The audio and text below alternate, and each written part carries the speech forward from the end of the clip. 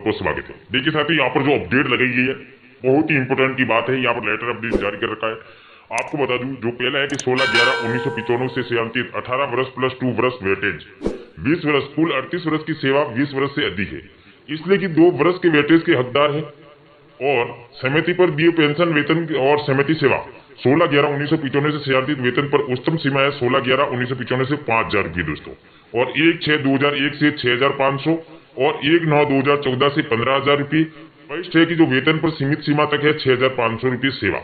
आपको बता दूं 16/11/1995 से सेवांतित तक 6,500 x 20/70 minus 1857 B 170 x 4.152 minus 706 कुल है 2,563। ये रुपये है 1,000 रुपये से कम नहीं, इसलिए न्यूनतम पेंशन 1,000 लागू नहीं है।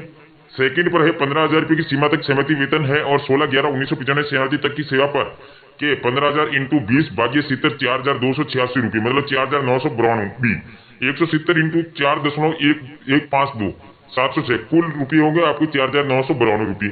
अब बी कोष्टक देखिए, सीमित वेतन कुल सेवा पर दी गई पेंशन है। वरिष्ठ है सहमति वेतन पर 6,500 रुपये और नियुक्त से सेवानिवृत्ति तक कुल सेवाएं 3,714 रुपये मतलब 2,563 रुपये। ये है 6,500 एक्स 40/70 बी पिछले सेवा का लाभ शून्य कुल रुपये 3,714 रुपये, तो 3,714 रुपये।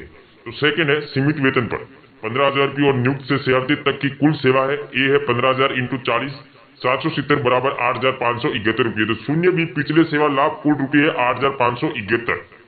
सी पेंशन पर दिए है कुल वेतन और समिति का जो सेवा है 16/11/1995 से सेवानिवृत्ति तक है।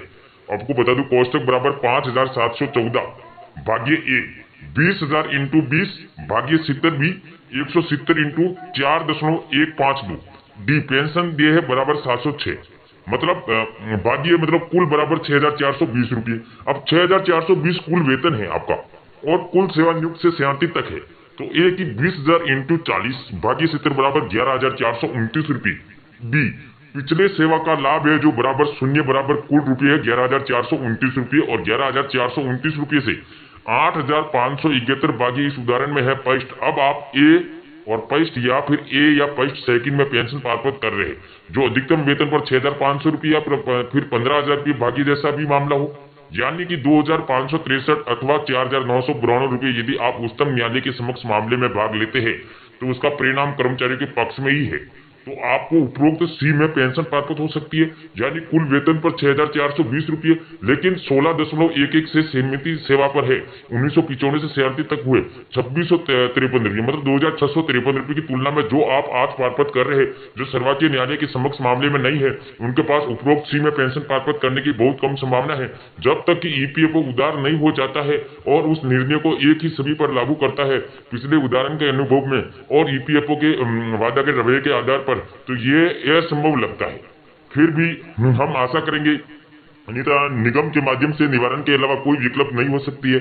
आरटीआई फैसले का इंतजार करें। 15/11/1995 में शामिल होने से सेवा का पेंशन 15/11/1995 सेवा पर पेंशन का हस्तांतरण पूरी तरह से आपके संज्ञान से बाहर है, और इस पर न तो कभी चर्चा हुई है न ही कभी कोशिश की है। वेतन और सेवा में वृद्धि के साथ पेंशन का अंतर अधिक चिंताजनक हो जाता है, जैसा कि उदाहरण से देखा जा सकता है। कुल सेवा पर दिए पेंशन रुपये 11,429, समिति सेवा पर दिए पेंशन रुपये 6,420 रुपये का लगभग 2 गुना है। आप जानते हैं कि आपके लिए वैध रूप से कितनी पेंशन काम करती है, तय करें कि आप क्या चुनना चाहिए, ये आसानी है, अन्यथा कोई बात नहीं है। आप उपरोक्त उदाहरण में तो 11,429 के मुकाबले समिति के वेतन और समिति सेवा पर पेंशन उपरोक्त उदाहरण में है, जो कि 2,563 रुपये से पर्सन है। फिर भी यदि आपकी किसी निष्कर्ष पर पहुंचने के लिए किसी सहायता की आवश्यकता हो तो बेहतर होगा, और आप मुझे कॉल भी कर सकते हैं, कमेंट करके ही बता सकते हैं।